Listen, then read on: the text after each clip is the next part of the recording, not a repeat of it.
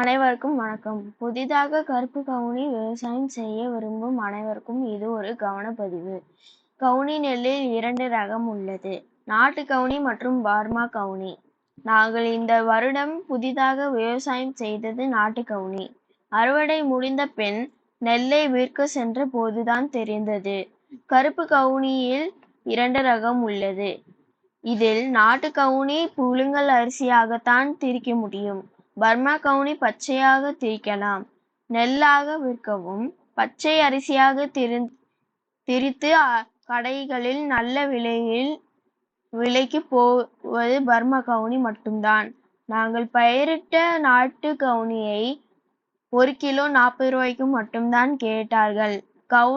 Burma கவுனி நெல் தற்போது ரூபாய் 60 to 80 வரை தரத்திற்கு ஏற்ப விலை போகிறது.